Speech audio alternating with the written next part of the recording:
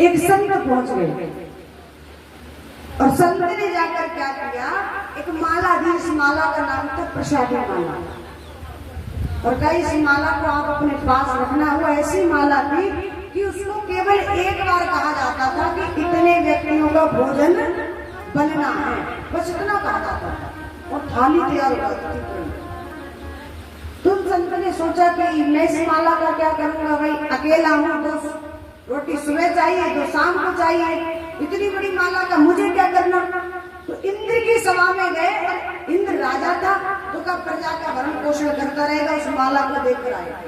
अब इंद्र राजा था, इंद्र ने उस माला की कीमत नहीं समझी, उस माला को उठाकर अपने हाथी को पहना दिया और हाथी ने उस माला को तोड़ करके पैरों में फेंक दिया। इसका मतलब समझे, भगवान पर चढ़ी हुई कोई भी वस्तु, जैसे फूल भगवान पर चढ़ गया ना ये, तो ये पैरों के नीचे नहीं आना चाहिए। समझ रहे ना, भगवान पर चढ़ी हुई कोई भी सामग्री सही पैरों के नीचे नहीं आना। इसको इकट्ठा करके एक जगह रखिए। और कभी गंगा जाना हो, कभी कोई नदी में जाना हो, कभी किसी नहर में जाओ ना, तो वहां जाकर के इसको छोड़ा।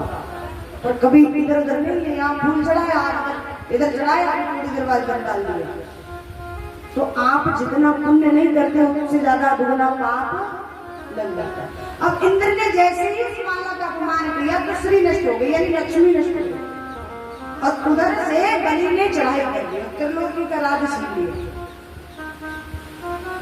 अब जब त्रिलोकी का राज छीन लिया तो उसकी माँ बड़ी परेशान देवता, और उन मैया ने पयोव्रत धारण किया, क्योंकि राजा बलि पर हो गई थी गुरु कृपा जिस पे हो जाती है, फिर उसको कोई संसार में हराने वाला नहीं रहता। अब उन्होंने पयोव्रत धारण किया। पयोव्रत जब धारण किया तो वामन भगवान यानी नारायण प्रभु मैया के गर्भ में आए वामन बन करके। और भादों का महीना था, द्वादश तिथि थी। एकादशी के बाद जो द्वादशी आती है ना, द्वादश तिथि थी, शुक्ल पक्ष था।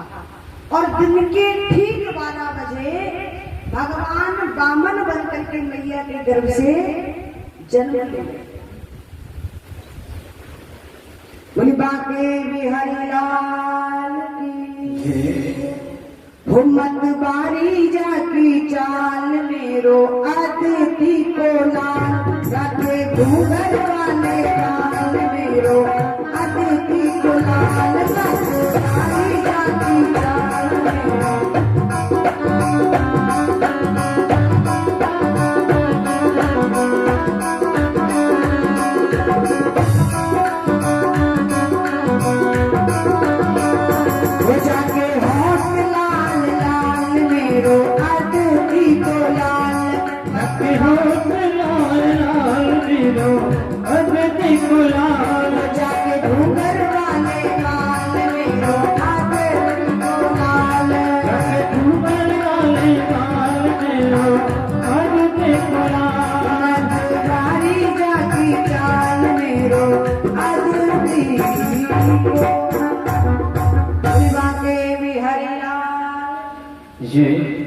और भगवान वामन मैया के गर्भ से जन्म लेकर आए। बोली वामन भगवान की।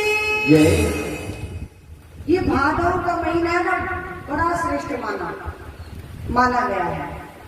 भादव के महीने में वामन भगवान का जन्म हुआ, भादव में ही कन्हैया का जन्म हुआ।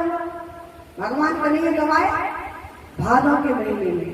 और भादव में ही, भाद्रपद में ही राधा रानी का जन्म हुआ। और भादव के महीने में ही बलराम भैया का जन्म हुआ। और भादव के ही महीने में स्वामी सुखदेव जी महाराज ने राजा परीक्षित को कथा सुनाई। ये भादव का महीना बड़ा श्रेष्ठ माना। अब वामन भगवान कितने बड़े थे? मात्र 52 अंगुल के थे, छोटे से। तो कहते हैं ब्राह्मण के बच्चे का जब यज्ञ कभी होता है ना, जनेऊ संस्कार, तो उसको भिक्षा मांगनी पड़ती है। और भिक्षा में जो कुछ मिलता है वो गुरुदेव को देना पड़ता है। अब यज्ञोपवीत हुआ वामन भगवान का, तो गुरुजी ने विचार किया इससे अच्छा मौका और कोई नहीं है, ये तो साक्षात नारायण प्रभु